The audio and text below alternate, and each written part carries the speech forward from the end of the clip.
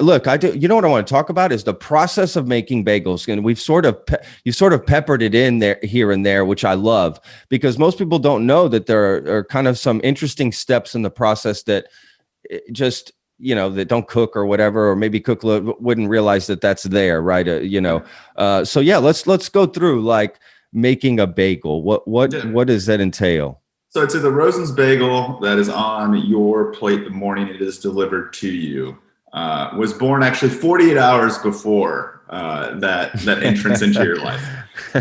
So the birthing begins with a process called a sponge, similar to a sourdough starter. It's a mixture of water, yeast, and flour that we then put in our refrigerator to make sure it's temperature controlled for about 24 hours.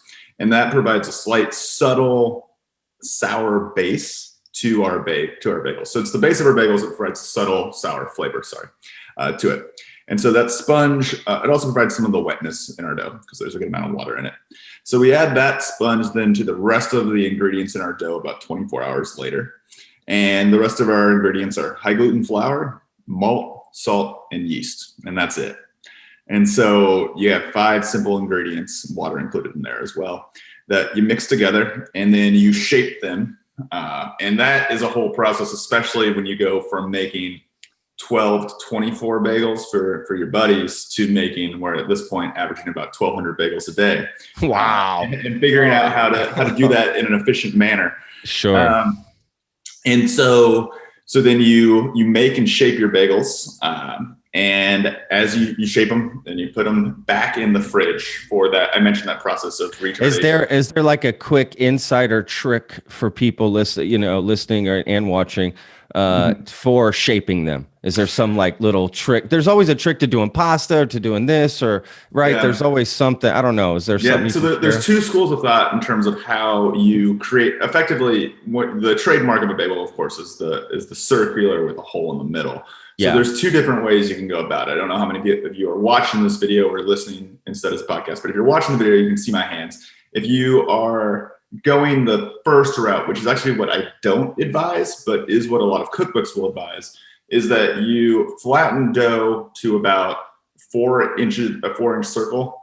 Then you press your thumbs up into it, and then you kind of massage around it so you create a bagel. Oh. The issue we had there is that it didn't create a very round product, as well as one that was not very even. And so, it didn't really hit the mark for us. So instead what we do is we cut about a 7 to 9 inch portion. It depends on, we weigh it. So it doesn't really matter what the length is. We do a 5-ounce portion of dough.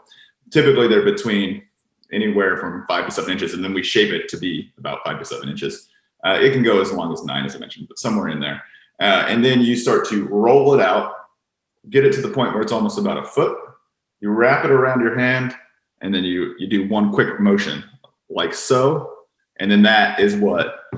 That's what I'm talking about. Yeah. That's the clip right there. That's slick. It's a little more intricate, and you don't want to over roll it. That can cause the dough to get a little too hard, like we mentioned on those bagels that taste like hockey pucks. Oh, interesting. Okay, so that's so you don't want to over roll it. Just one quick roll, and that is how you do it. I would say it takes about.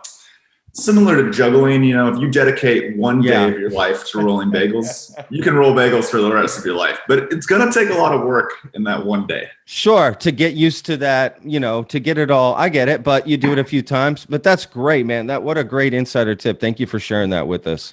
Okay, didn't mean to interrupt. No, you're good. Okay. So now you have about another 24 hours. Your bagels are going to go in the fridge, and that's that process of retardation. So that slows down the gluten development in your dough. So if you don't do this, your bagels will first overproof because there's yeast in there. It's just going to go crazy. Yeah.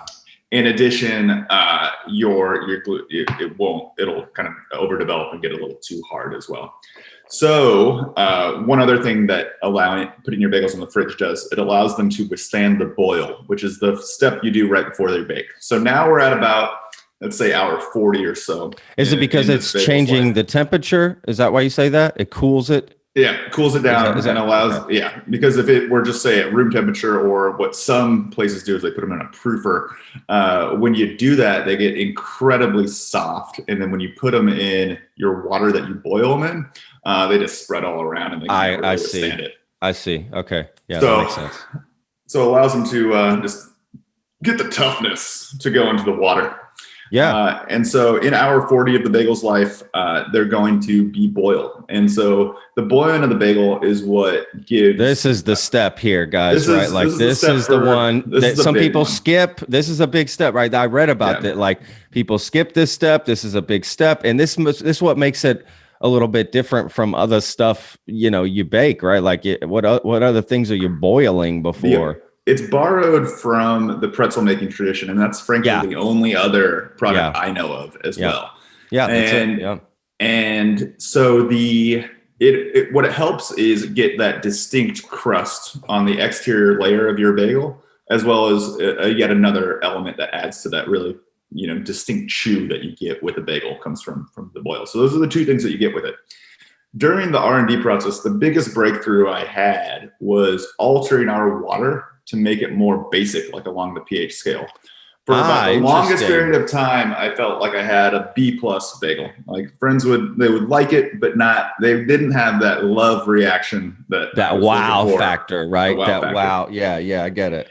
And then we altered our bagels to make altered our water to make it more basic. And once that happened, that was when the shift happened. And that was when I got the wow factor from folks. And that's when I had the confidence to start to think like, hey, maybe this business idea has some legs. And so you got to alter your water. And we use sodium hydroxide, also known as lye. It's food safe, all good. You got to handle it with care, with gloves and goggles. Sure. But after you do that, and the water is boiling, it's all good.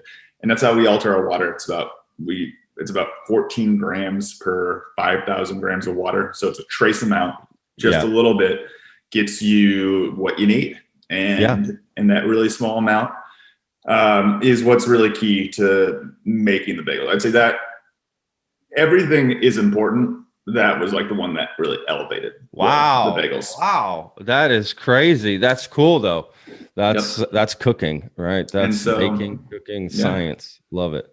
And so then the next step you got after your bagels have had their about 30 seconds on each side in their boiling water, you take them out, and this is when you seed. This is when you do the double side.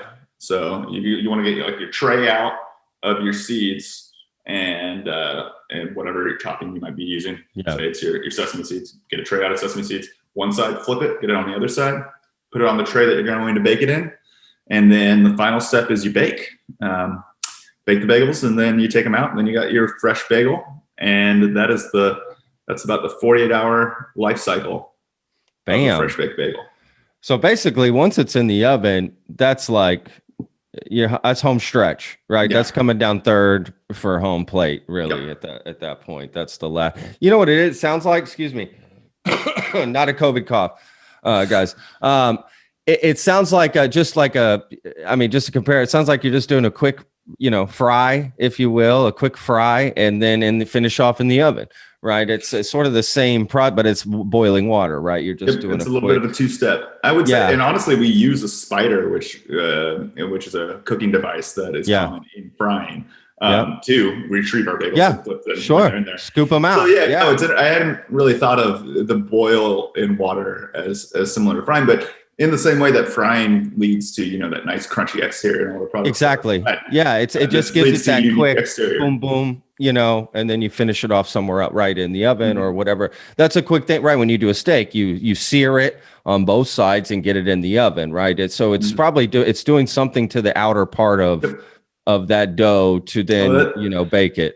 This is something I hadn't thought about, but like, as you mentioned, the sear, you get the Maillard reaction on your steak. Yeah, exactly. Thinking of bagels with their own Maillard reaction is fascinating. I'm gonna think about that one. Yeah. Hey, bam. See, this is what we do here. We have this is what podcasts are for, to break this down even more and just spitball. And, I love talking about this stuff.